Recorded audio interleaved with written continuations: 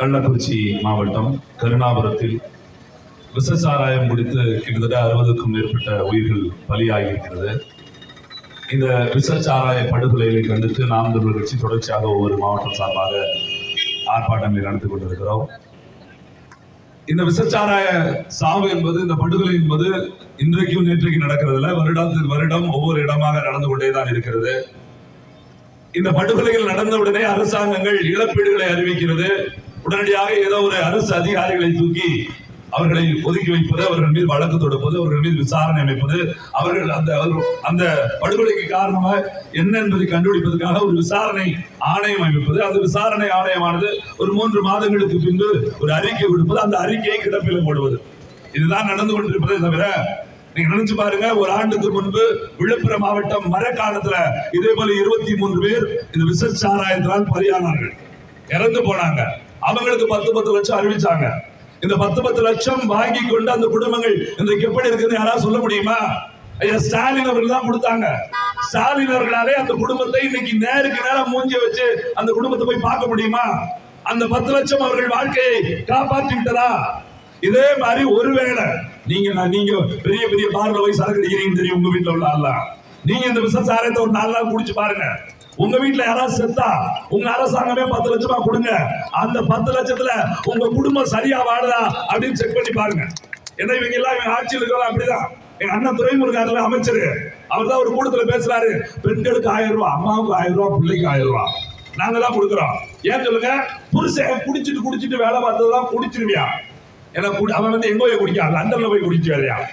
இவனுக்கு தெரியாம லண்டன்ல போய் குடிச்சு வர்றான். மூதையை ஊத்தி கொடுக்கறது இந்த மூதை தான். அரசாங்கம் சார்பா சாராய கடை ஒன்று திறந்து வச்சு அதுக்கு பேரு டாஸ்மார்க் ஒன்று வச்சுக்கிட்டு அதுல ஊத்தி கொடுக்கறது இந்த நாய் தான். ஆனா புருஷன் குடிச்சிட்டு வந்துருவான். அதனால காய்கறி செலவுக்கு வேணும்ல, அதனால பொண்டாட்டிக்கு 1000. அதே மாதிரி கல்லூரி படிக்கிற பிள்ளை எல்லாம் பாத்தீங்கன்னா ஒரு போன் கேம் வாங்கி வச்சுக்கணும். இந்த பசங்களோட பேச வேண்டியிருக்கும், இந்த படத்துக்கெல்லாம் போக வேண்டியிருக்கும். அதுக்கெல்லாம் அம்மா அப்பாட்ட கேட்க கூடாதுல, அதுக்கு 1000 ரூபாய். எப்படி பாருங்க, நம்ம வீட்டு பிள்ளைங்க அடுத்த பையனோட பேசுறதுக்கும் படத்துக்கு போறதுக்கும் நான் 1000 ரூபாய் கொடுக்கிறேன் அப்படின்னு வெளிப்படையாக அடுத்த வீட்டு பெண்களை இழிவா பேசுற ஒரு அமைச்சர் வாழ்கிற நாடு இந்த நாடு. அப்படிப்பட்ட அமைச்சர்களை கொண்ட முதலமைச்சர் ஸ்டாலின் இன்னைக்கு அவர் என்ன செஞ்சிருக்காரு? கள்ளக்குறிச்சியில விஷச்சாராயத்தால இத்தனை பேர் இறந்தாங்கன்னு தெரிஞ்சு, அது முத நாள் செய்தியே கிடையாது. இங்க இருக்க பத்திரிகையா இருக்காங்க, அடேங்க அப்பா, தொலைக்காட்சியெல்லாம் நம்ம உண்மையிலே காலில் விழுந்து கும்பிட்டுருந்தோம். தொலைக்காட்சியெல்லாம் போய் காலில் விழுந்து கும்பிட்டுருந்தோம். இன்னைக்கு போய் தொலைக்காட்சியில போய் பாருங்க, இந்த விஷச்சாராய சாவை பற்றி இன்றைக்கு ஏதாவது ஒரு செய்தி ஓடுதான் பாருங்க, கீழே ஓடிக்கிட்டு இருக்கும், கோடு போக பாருங்க ஸ்க்ரோலிங்ல, அதுலதான் போட்டுக்கிட்டு இருப்பான். ஏன் சொல்லுங்க? அங்க ஸ்டாலின் சொல்லிட்டாரு, 83 பேர் வீட்டுக்கு போயிட்டாங்க, 67 முடிஞ்சு போச்சு, இனிமே இந்த செய்தியை போடாதீங்க, போட்டீங்கன்னா உங்களுக்கு செய்தி கிடையாது. இது இந்த செய்தியை திருப்பி யாராவது போட்டீங்களா அரசு தரக்கூடிய விளம்பரங்கள் உங்களுக்கு தரப்பட மாட்டாது அப்படின்னு சொன்னதுனாலே எல்லா தொலைக்காட்சியிலும் இன்னைக்கு கீழே ஓடுற அந்த ஸ்க்ரோலிங்ல தான் ஓடிக்கிட்டு இருக்கு. 67 பேர் மரணம், 37 பேர் வீட்டுக்கு போயிருக்காங்க, 22 பேருக்கு கண் பாதிப்பு ஏற்பட்டிருக்கு அப்படின்னு கீழே போய்கிட்டு இருக்கு. யாரு பாப்பா? நீங்க பெரிய செய்தியில போட்டாலே பல பேருக்கு தெரியாது. அது முதல்ல இது நடக்கிற போது எல்லா தொலைக்காட்சியிலும் வேற டிபேட், வேற வாதம், வேற கருத்தரங்கம். முதல் நாள் இந்த செய்தியை வெளியே வரல, அப்புறம் மிகப்பெரிய அளவுல பாதிக்கப்பட்டு ஒரே ஊர்ல இப்படி ஆயிடுச்சு அப்படின்னு சமூக வலைதளங்கள்ல செய்தி வந்த உடனே எல்லா தொலைக்காட்சியும் செய்தி காட்டுது. அப்படின்னா என்ன அர்த்தம்? நாட்டோட 4வது தூணா இருக்கக்கூடிய செய்தி ஊடகங்கள் கூட இன்றைக்கு ஆட்சியாளர்கள் கட்டுப்பாட்டுல இருக்குது. முதலமைச்சர் சொன்னாதான் செய்தி போடணும், முதலமைச்சர் சொல்லலனா செய்தி போடக்கூடாது அப்படிங்கிற நிலைமை நீங்க நினைச்சு பார்க்கணும். 27 பேர் செத்துருக்காங்க முதல் நாள். உடனே வெளியில செய்தி தெரிஞ்ச உடனே அந்த மாவட்டத்தோட காவல் கண்காணிப்பாளர் எஸ்பி இருக்காங்க, அவரை சஸ்பெண்ட். அந்த மாவட்டத்தோட ஆட்சித்தலைவர் கலெக்டர் இடமாற்றம். நீங்க நினைச்சு பாருங்க, ஒரு கலெக்டருக்கு சாராயம் ஊத்தி கொடுக்கறதா வேலையா? எனக்கு தெரியும், நான் 15 வருஷமா இந்த அரசியல் இருக்கிறேன். எனக்கு தெரிஞ்சு கலெக்டர் என்ன வேலை பார்த்து தெரியுமா? மாதம் ஜமாவத்தி விருந்துல அமைதி அமைச்சர் பக்கத்துல உட்கார்ந்து இருப்பாரு.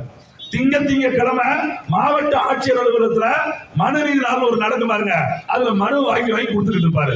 மத்த நாளெல்லாம் மாவட்ட ஆளுங்கட்சியோட மாவட்ட செயலாளரும் ஆளுங்கட்சியோட எம்எல்ஏவும் ஆளுங்கட்சியோட அமைச்சரும் சொல்கிற இடத்துல கையெழுத்து போடுற வேலையை மட்டும்தான் மாவட்ட ஆட்சித்தலைவர் இதுவரைக்கும் பார்த்திருக்காங்களே ஒழிய எந்த ஒரு மாவட்ட ஆட்சித்தலைவரும் தன்னிச்சையா முடிவெடுத்து இந்த மக்களுக்கு என்ன தேவை இல்லை அப்படின்னு நடந்ததே கிடையாது.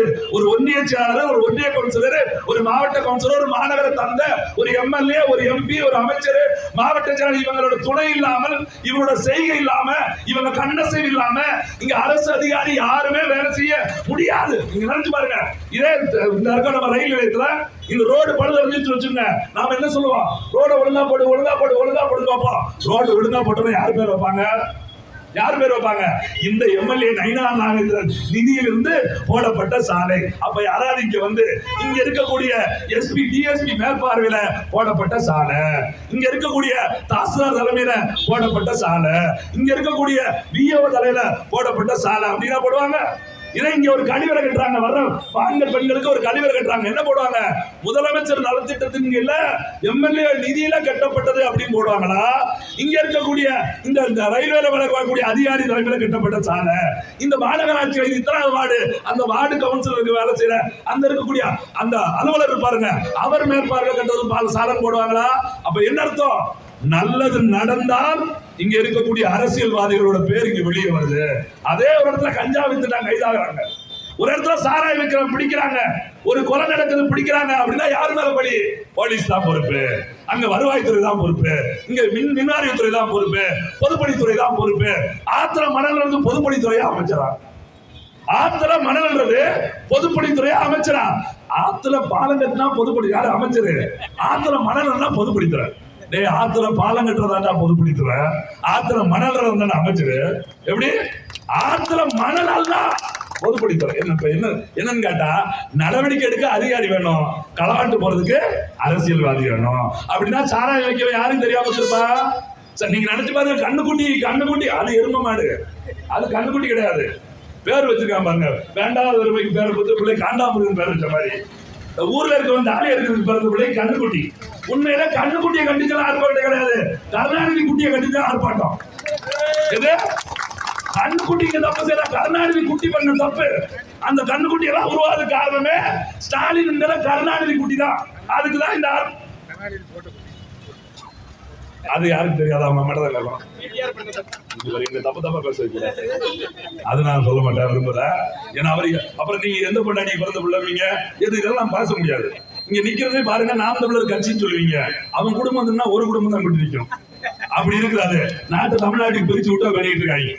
அப்ப கருணாநிதி அவருடைய பிள்ளை நீங்க நினைச்சு பார்க்கணும். 1974 கிட்டத்தட்ட 50 வருஷம், 2024 50 ஆண்டு காலம். 50 வருஷத்துக்கு முன்னாடி 1974 கருணாநிதி பேசினாரு, சாராயத்தை ஒழிக்க வேண்டும், மது விலக்கை கொண்டு வர வேண்டும். இன்னைக்கு 50 வருஷம் ஆகி போச்சு. நடுவுல 2004 அவங்க ஸ்டாலின் பேசுறாரு மது விலக்கு வேணும்னு சொல்லிட்டு, இப்போ பேர உதயநிதி பேசுறாரு மது விலக்கு வேணும்னு. ஆனா அதுல 50 வருஷத்துல ஆட்சியில 25 வருஷம் இருந்தது யாரு? அதே மூதேவி தான். அப்ப ஆட்சியில் இருக்கும் போது மதுவிலக்கை பற்றி பேச மாட்டாங்க, ஆட்சியில் இல்லாத போது மதுவிலக்கு வேணும், சாராயத்தை ஒழிக்கணும், மதுக்கடையை ஒழிக்கணும், அதை ஒழிக்கணும், இதை ஒழிக்கணும். அப்ப என்ன அர்த்தம்? இங்க சாராயத்தை ஒழிக்கிறது ஒரு நோக்கமே கிடையாது. அதான் உண்மை. உண்மையிலே நீங்க நினைச்சு பாருங்க, சாராயத்தை ஒழிக்கிறது உங்க நோக்கமா இருந்தா கள்ளச்சாராயம் பெரியவங்க.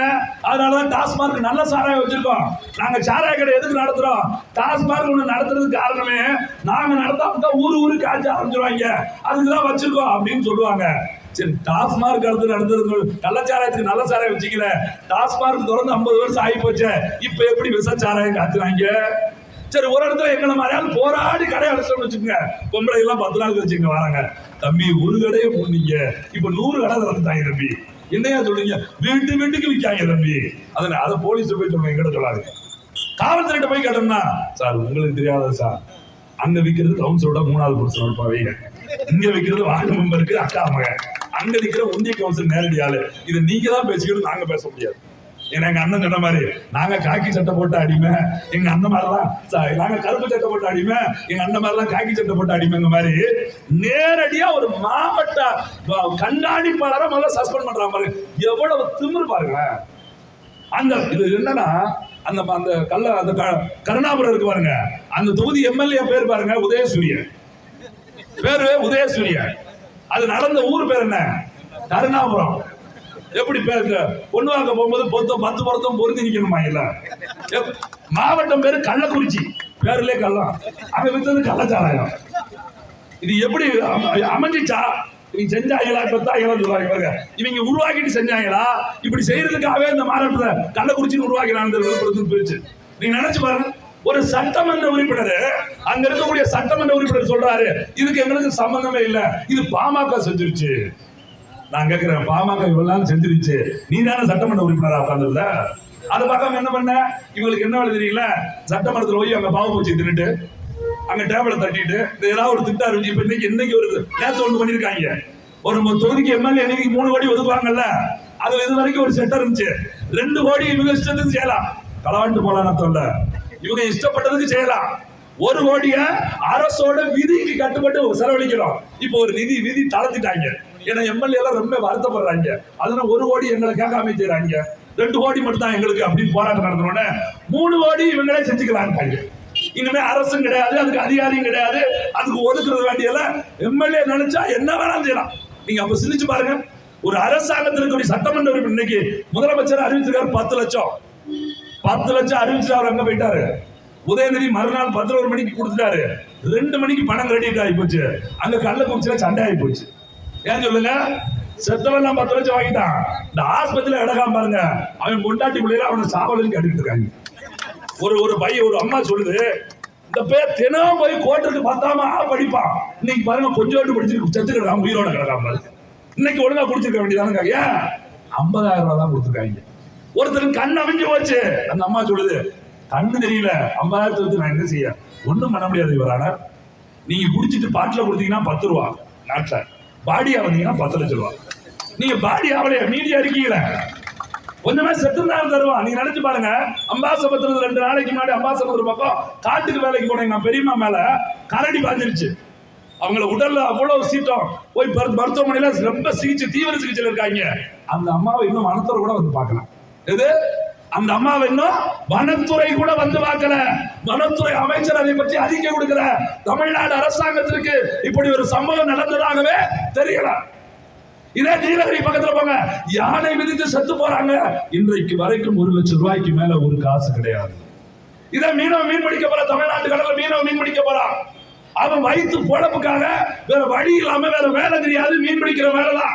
அங்க எல்லாம் ஒரு நொல்லையும் கிடையாது. அங்க எல்லாம் நோடு ஓட்டி கழிச்சு வச்சிருக்கேன். ஏனக்கார மட்டும் எல்லையில வந்து நொட்டிட்டு போறதுக்கு நம்மால மட்டும்தான் எல்லாம் தண்ணி போறான் சுட்டு கொலை பண்ணிக்கிட்டே இருக்கா. இன்னைக்கு வரைக்கும் 1 ரூபா காசை இந்த அரசாங்கம் அறிவிச்சிருக்குமா? உங்களுக்கு ஒரு வருத்தமான செய்தி, உங்களுக்கு ஒரு வருத்தமான செய்தி. இதெல்லாம் உங்களுக்கு இன்னும் வந்து சேராது.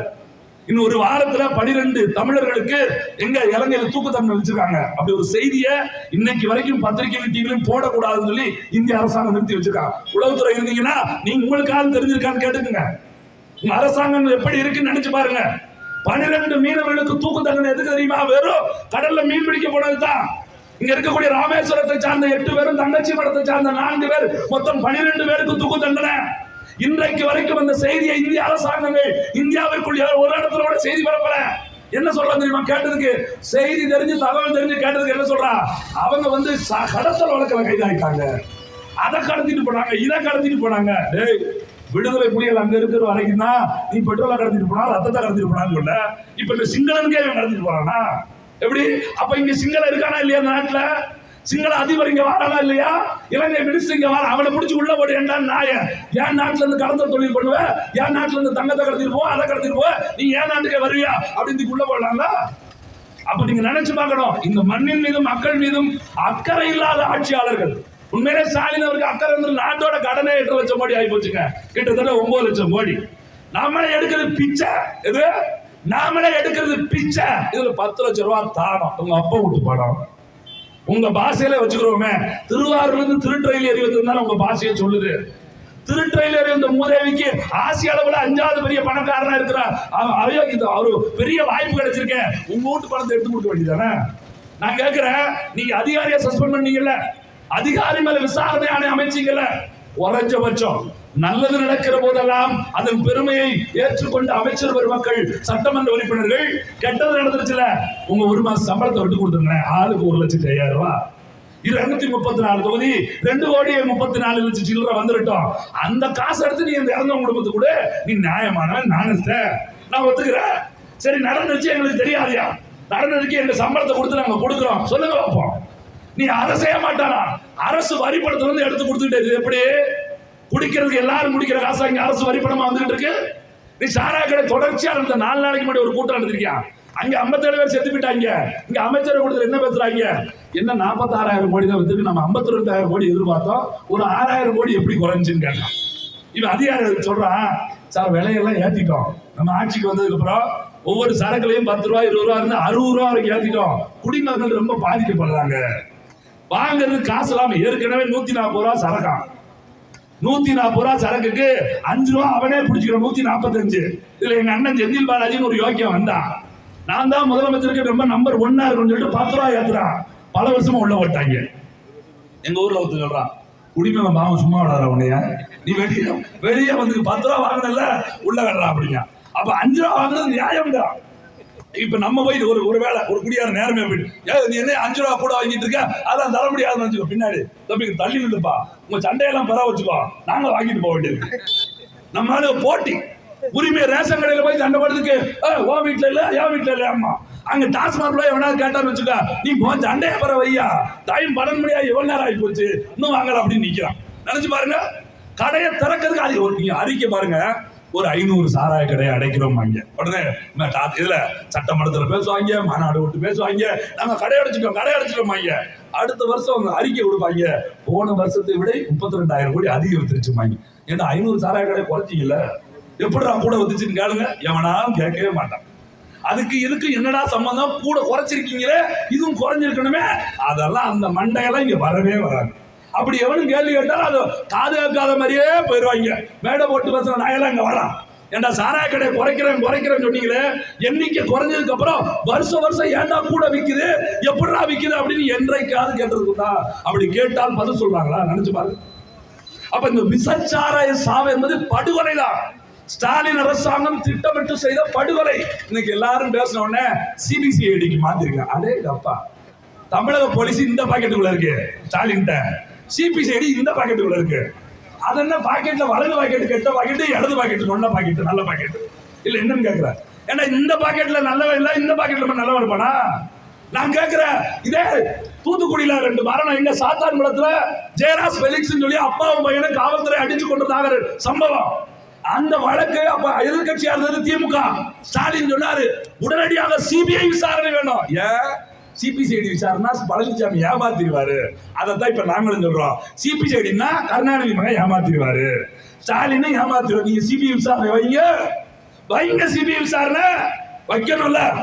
இந்த தொகுதியோட எம்எல்ஏ யாரு? அண்ணன் நயினார் நாகேந்திரன், அவங்க கட்சி அண்ணன் ஆட்டுக்குட்டி அண்ணாமலை போய் 1 லட்சத்தை தூக்கி கொடுக்காரு. செத்துட்டீங்களா, 1 லட்சம் வச்சுக்கோங்க. நான் கேட்கிறேன், அவர் இங்க எம்பி நீங்க சட்டத்தை பாருங்களேன். தென்காசி தொகுதியில திமுக சார்பில் ஒரு டாக்டர் போட்டிட்டாங்க, ராணி ஸ்ரீகுமார். அவங்க ஒரு அரசு மருத்துவர். தேர்தலில் போட்டி போடணும்னா நீங்க அரசு மருத்துவ பதவியை ராஜினாமா பண்ணிட்டு வாங்கன்னு சொல்லிட்டாங்க. அந்த மாதிரி ராஜினாமா பண்ணி தேர்ச்சி நல்ல வேலை ஜெயிச்சிருச்சு. ஒருவேளை தேர்தலுக்கு வச்சுங்க பிச்சரா, ஏன்னா வேலையும் போச்சு.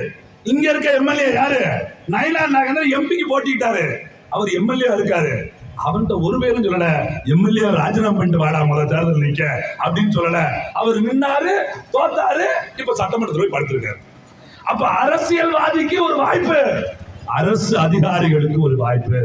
அரசு அதிகாரிகளுக்கே ஒரு வாய்ப்புனா நம்மள மாதிரி சாதாரண மக்களுக்கு நீங்க நினைச்சு பாருங்க. காவல்துறைக்கு நான் இந்த இடத்துல வேண்டுகோள் விடுக்கிறேன், ஒண்ணு குடிக்குங்க, இப்பயாவது ஒத்துமையா இருந்து பழகிக்கங்க. உங்க எஸ்பியே காவ வாங்கிட்டாங்க, ஒரு செகண்ட்ல எஸ்பியை டிரான்ஸ்பர் பண்ணிட்டாங்க, சஸ்பெண்ட் பண்ணிட்டாங்க. நீங்க ஒற்றுமையா இல்லைன்னு வச்சுக்கோங்க, உங்களெல்லாம் என்னென்ன பண்ணுவாங்கன்னு தெரியாது. ஒரு பெண் காவல்துறைக்கு திமுக கூட்டத்திலே பாலியல் வன்முணர்வு, அந்த பாலியல் வன்முறை கொடுக்கப்பட்ட இடம் விருகம்பாக்கத்துல அங்க உதயிருங்க. கனிமொழி ஸ்டாலின் பேசுறாங்க, கனிமொழி ஸ்டாலின் கூட்டத்துல காவலுக்கு போன பெண்ணுக்கு அதே கட்சிக்கார இளைஞர் பாத்திர பாருங்க, எங்க கட்சிக்கார இளைஞர் பாத்திர பண்ற வேலையை பாருங்க. எங்க கட்சி இளைஞர் சாராயம் முடிச்சு எவன் செத்தான் வீட்டுல படுக்காம வாங்கின மைக் வச்சிருக்க வந்து கத்திட்டு போங்கன்னு சொல்லி இது இளைஞர் பாத்திர. இதுவா இளைஞர் பாத்திர? திமுக மாதிரி இருக்கணும். கூட்டத்துக்கு பாதுகாப்பு வந்து பொம்பளைட்டு நோன்றதா இளைஞர் பாத்திர. பார்வீன் தெரிஞ்சுக்குங்க, இளைஞர் பாத்திர எப்படி இருக்கணும்னு திமுக போய் பாடம் படிச்சுக்குங்க. அந்த இளைஞர் வாசலை கூட்டத்துல பெண் காவலருக்கு சீட்டல் கொடுக்கிறா. அந்த அம்மா போய் வழக்கு கொடுக்குது. மேல இருந்து யாரு பேச வர்றா? கனிமொழியோட ஆணையின் பேர்ல அந்த தொகுதியோட எம்எல்ஏ இருக்கிற பிரபாகர ராஜா, இந்த விக்ரமிசிங்க ராஜான்னு ஒரு திமுக ஒரு ஜாலரா இருக்கிற வணிகர் சங்க பேரவை தலைவர், அவர் மகன் பிரபாகர் ராஜா வந்து இதெல்லாம் நடக்கிறது அம்மா, புகாரை வாங்கிட்டு போங்க அப்படிங்கிறாங்க. அந்த அம்மா வாங்க மறுக்குது. கட்டாய விடுப்புல 11 நாட்கள் விடுப்பு கொடுத்து அந்த புகார் இல்லாம பண்ணிட்டாங்க. நினைச்சு பாருங்க. காவலர்களான உங்களுக்கே இவ்வளவு அழுத்தம் இருந்தால் அரசியல்வாதிகளால, எங்களோட சாதாரண சாமானியப்பட்ட மக்கள், எந்த அதிகாரம் இல்ல மக்கள், நீங்க கூட மன அழுத்தம் வந்தா எங்க மேல காட்டிக்கலாம். நாங்க மன அழுத்தம் ஏற்பட்டா எங்க போய் காட்டுறது? பேசுவதற்கு தடை, எழுதுவதற்கு தடை, கத்துவதற்கு தடை, கூறுவதற்கு கூட தடை, இப்படி எல்லா தடையும் தாங்கி கொண்டுதான் இந்த அரசியல், இந்த பொதுமக்கள், சாதாரண மக்கள், சாமானிய மக்கள் நிற்க வேண்டியிருக்கிறது. அப்ப இதை உணர வேண்டும். பொதுமக்கள் இதை உணர்ந்துக்கணும். போலீஸ் தப்பு பண்ணிருச்சு, அவர் விஓ தப்பு பண்ணிட்டார், ஆர்ஐ தப்பு பண்ணிட்டார், அவங்க எல்லாம் ஒண்ணுமே பண்ண முடியாது. நான் தான் சொல்றேன், இங்க இருக்கக்கூடிய அரசு அதிகாரிகள் எல்லாம் எடுபுடிகள் தான், அரசியல்வாதிகள் தான் எஜமானர்கள். இங்க நயனார் நாயகனை தாண்டி ஒண்ணும் பண்ண முடியாது, அங்கிட்ட அப்துல் வஹாப்பை தாண்டி ஒண்ணும் பண்ண முடியாது, இப்ப ஜெயிச்ச எம்பியை தாண்டி ஒண்ணும் பண்ண முடியாது. இப்படி ஜெயிக்கப்பட்டவர்களை தாண்டி ஒண்ணுமே. ஆனா இவங்க எல்லாம் ஸ்டாலினை தாண்டி, உதயநிதியை தாண்டி ஒண்ணுமே பண்ண முடியாது. இப்ப 40 எம்பி தேர்ந்தெடுத்தீங்கல்ல, அங்க போய் பாராளுமன்றத்தில் போய் என்ன சொல்லிட்டு இருக்காங்க? எங்களுடைய எதிர்காலம் உதயநிதி வாழ்க, எங்களுடைய எதிர்காலம் உதயநிதி வாழ்க. அது மானம் கட்ட வைக்கலாம். ஏன்னா ஓட்டு போட்ட மக்கள் வாழ்க ஒரு பேர் சொல்றாங்க. 4 லட்சம் பேர் ஒரு எம்பிக்கு ஓட்டு போட்டிருக்கான்.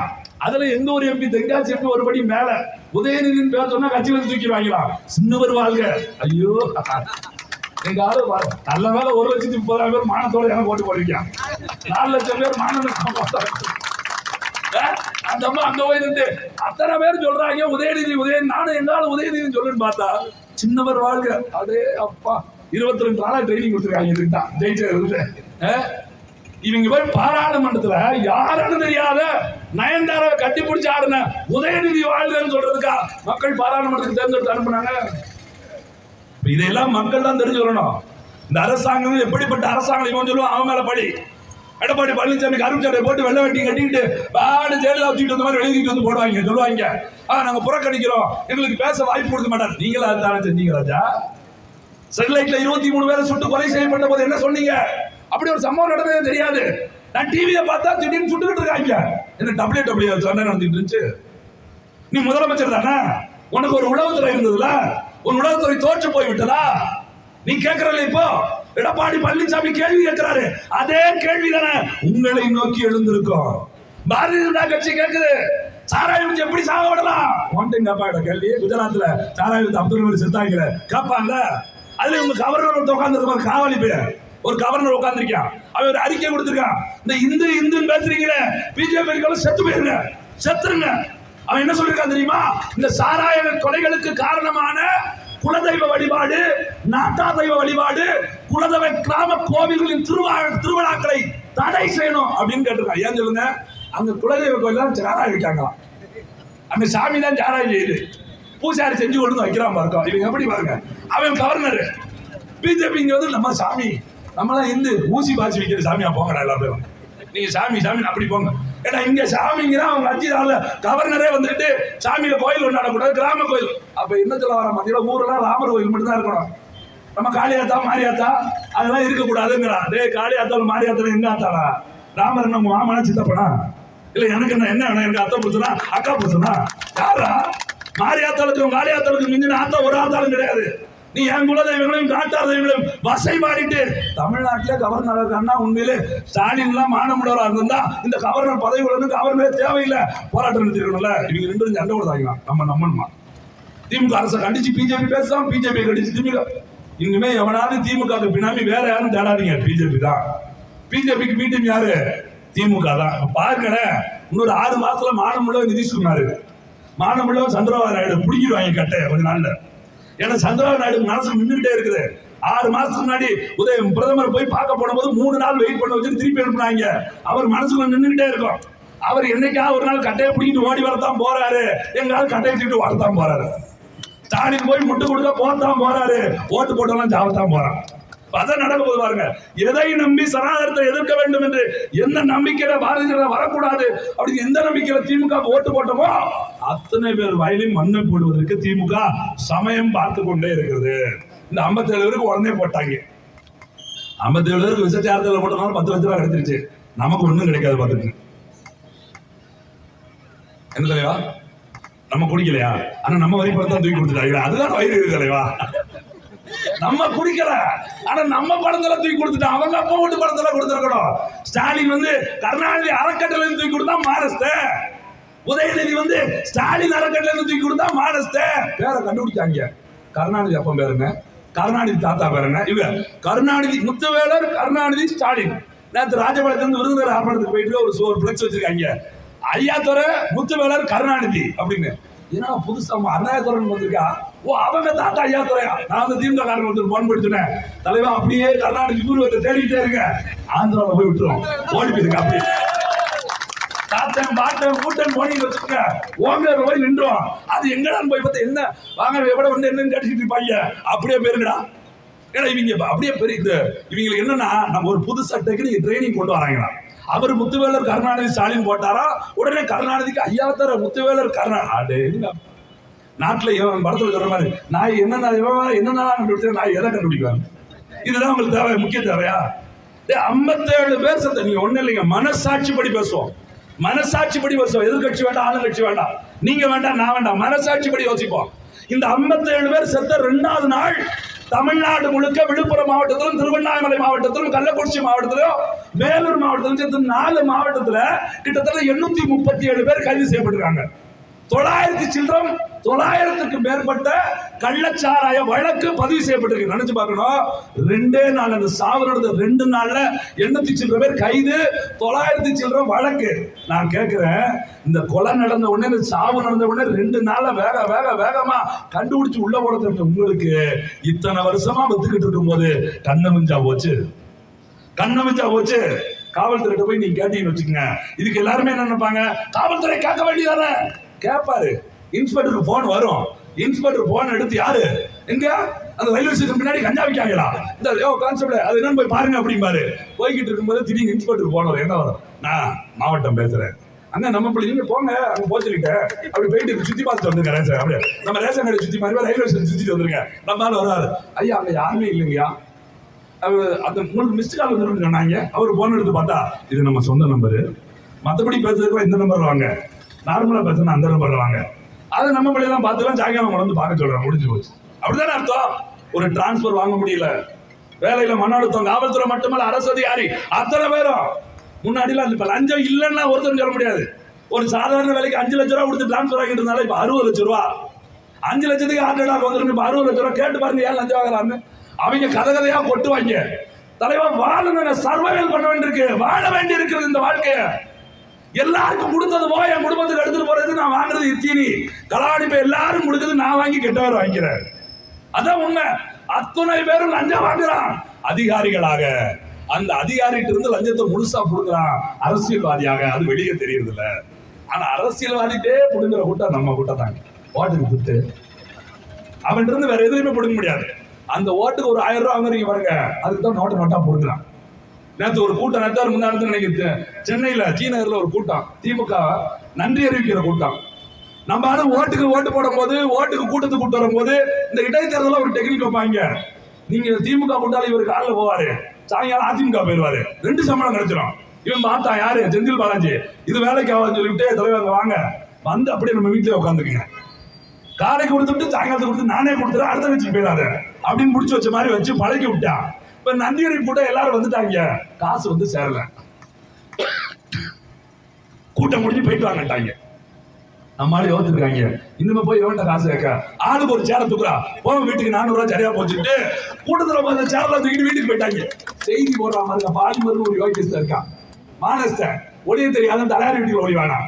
அந்த மானஸ்த செய்தி போடுறா, கூட்டத்தை முடித்துக் கொண்டு போகிற போதில் உட்கார்ந்த சேர்களை எடுத்து தலையில் தூக்கி கொண்டு சென்றார்கள். என்ன பைத்தியம் முடிச்சுட்டு எல்லாருக்கும் எதுக்குடா சென்றார்கள், துட்டு கொடுக்கலாம் சென்று சொல்லு. அதோட செய்தியை போட்டு டிங்கு டிங்கு டிங்கு மீசியை போட்டு முடிச்சாச்சு. ஏன் முழுசா சொன்னா அவனுக்கு மூதேவிக்கு விளம்பரம் வராது.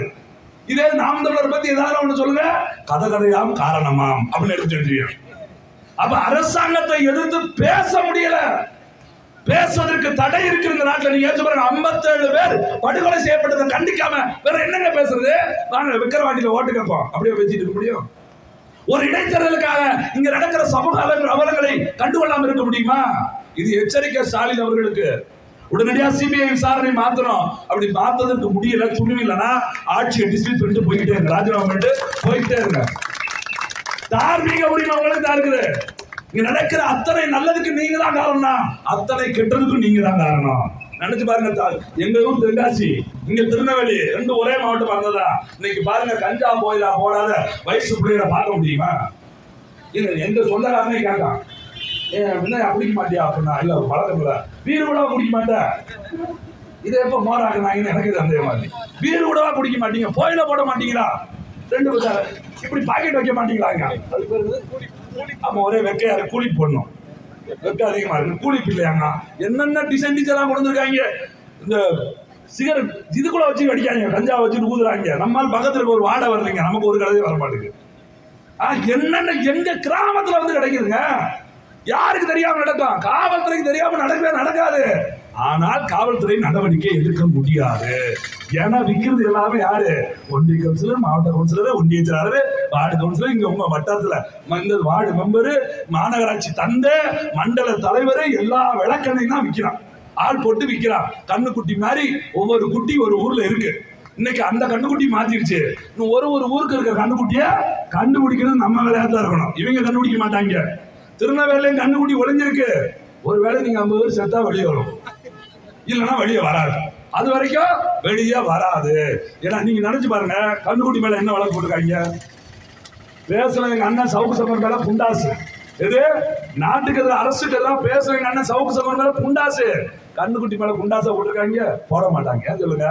அவன மாதிரி ஒரு வியாபாரி அவங்களுக்கு கிடைக்க மாட்டாங்க. 20 வருஷமா அடிச்சு எரிச்சு கொடுத்துருக்கியா, நீ 6 மாசம் உள்ள போட்டா எப்படி வியாபாரம் ஓடும்? அவனை சொல்லி 2ஆம் மாதத்துல வெளியே விட்டுருவாங்க. அவன் மறுபடியும் ஒரு வீடியோ பாருங்க, அங்க இருக்கு. சோ குடத்துக்குள்ள ஒரு குடத்துக்குள்ள ஒரு 10 பாக்கெட்டை போட்டு ஒருத்தர் உட்காந்துருக்காரு, நம்மள மாதிரி ஒரு ஆளு. அப்ப அங்க அவங்க அண்ணன் ஒரு அந்த வீடியோ செல்ல வச்சுட்டு எடுத்துக்கிட்டு 2 பாக்கெட் கொடுங்க அப்படிங்க. அவர் குடத்துக்குள்ள செல்ல காட்டுறதுக்கு இப்படி எந்திக்க, நீங்க சும்மா இருங்க அப்படின்னு சொல்லி குடத்துக்கு வச்சுட்டு 2 பாக்கெட் அவன் பாட்டு எடுத்து கொடுக்க. நம்மளால உண்மையிலேயே சங்கடங்க. நானும் குடியார 1 மினிட் பேசி பார்த்தேன். ஏன்னா 120 ரூபான்னு போய் சொல்றாங்க, 140 ரூபானே, அது 5 ரூபா அவன் பிடிச்சிக்கிறாங்க. 5 ரூபாய்க்கு 5 ரூபாய்க்கு வாங்கி சில்லறை இல்லைன்னு சொல்லி அனுப்பிடுறாங்க. அப்ப 150 ரூபா போச்சு.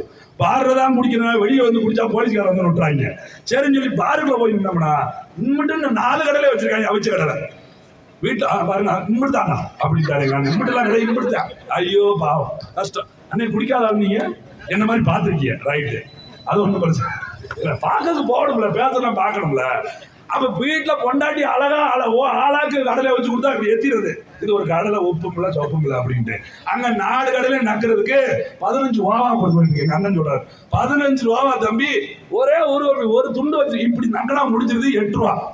கப்பு அதை விட கேவலங்க 5 ரூபா. இப்படி எல்லாத்தையும் முடிச்சு 170 ரூபா தம்பி.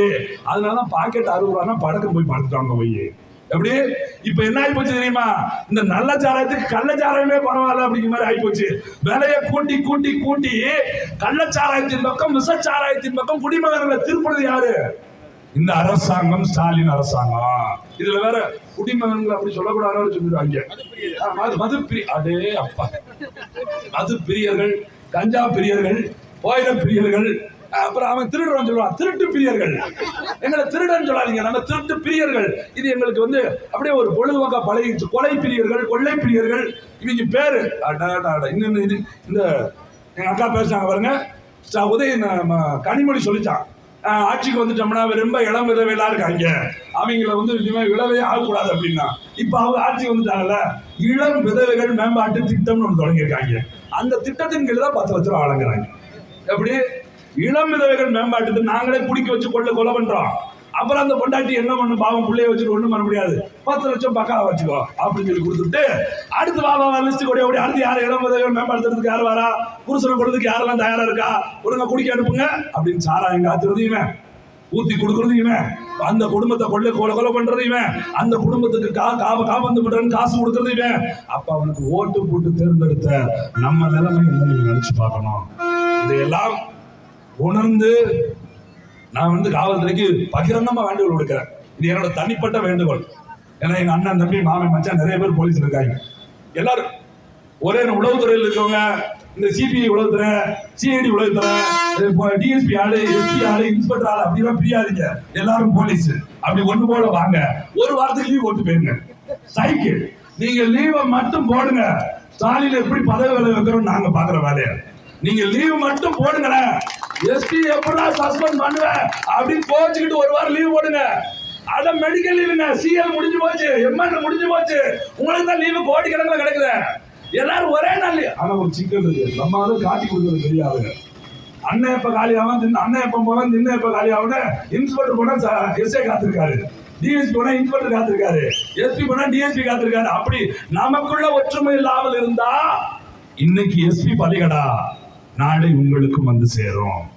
அதுதான் அரசு அதிகாரி எல்லாருக்கும், தாசில்தார் வருவாய்த்துறை, பொதுப்பணித்துறையிலிருந்து மின்சார வாரியத்திலிருந்து எல்லா துறைக்கும் சொல்றேன்.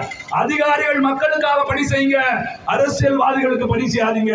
அரசியல்வாதிகளுக்கு பணி செஞ்சீங்கன்னா கட்டாயம் அது மக்களுக்கு எதிராக தான் போயும். அதனால அரசு அதிகாரிகள் இந்த நிலையை உணர்ந்து கொண்டு மக்களுக்கு பணி செய்யுங்க. திமுக அரசு இந்த கள்ளச்சாராய படுகொலைக்கு எதிராக சிபிஐ விசாரணை ரத்து செஞ்சு, அந்த ஒரு நபர் ஆணையத்தை ரத்து செஞ்சு, இது சிபிசிஐடி ரத்து செஞ்சு சிபிஐ விசாரணைக்கு அதை உத்தரவிடணும். அப்படி உத்தரவிடனா தார்மீக பொறுப்பேற்று ஸ்டாலின் பதவி விலக வேண்டும். நன்றி, வணக்கம். நாம் தமிழர்.